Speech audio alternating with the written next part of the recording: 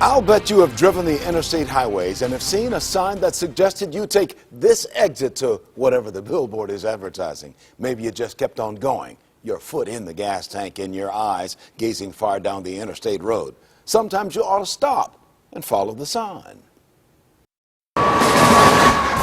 Most times when we're traveling the highways, we see the countryside interstating by at 65 miles an hour. We can miss stopping points, begging for more of a leisurely look. On I-71 in Ashland, Ohio, a roadside sign grabbed my interest. I slowed down and made a turn. We're here at Grandpa's Cheesebarn. Let's see what they got inside. Come on in.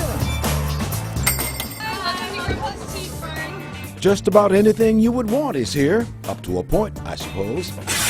Grandpa's Cheesebarn has been a stopping off spot since 1978, when Grandpa Dick Baum opened up with his friends, Dick and Rhonda Poorbaugh.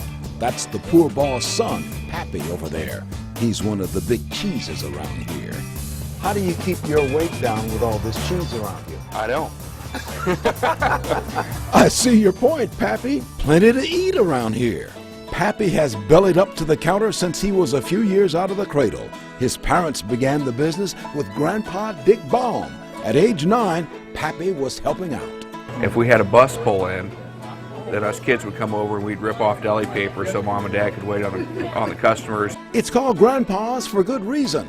Grandpa has worked food most of his life at the Cheesebarn for 37 years. He could have retired, but keeps you young and keeps you busy. Next birthday, he's looking at 86. When he, his wife, and the Poorbaugh family found this spot in Ashland, it was a dairy farm. Cows mooing down below, hayloft up in the penthouse. Old barn floorboards give the place atmosphere, but customers want more than atmosphere. Zesty bread and butter pickles. So the things that they have here are hard to find. You can't find this in any store. For years have made this a little pit stop. Yeah.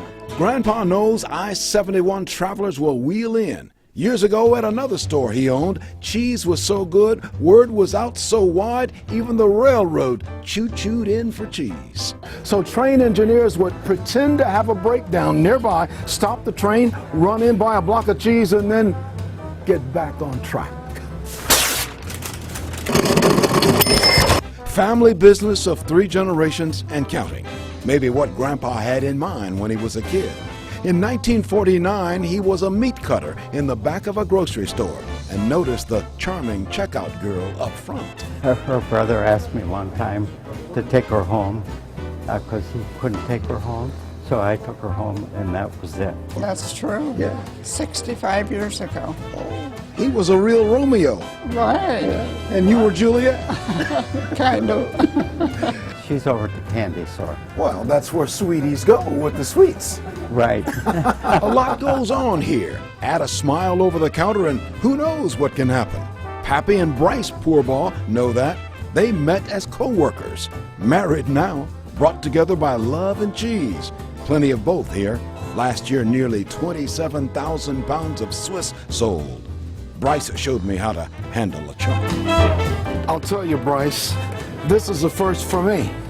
Bryce and I cut the cheese together. At Grandpa's Cheesebarn. Plenty is here. Grandpa, Grandma too, and their great-grands are getting in line. Not working yet, but kid testing the candy bin. Next time you're tooling through Ashland, drop in at Grandpa's Cheesebarn. More than just a place by the side of the road.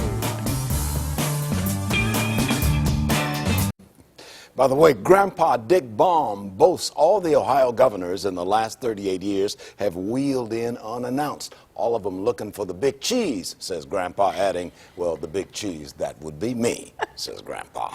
Were there any good cheese jokes you didn't work into that story? I think we had everyone. Everybody said, cheese, please. I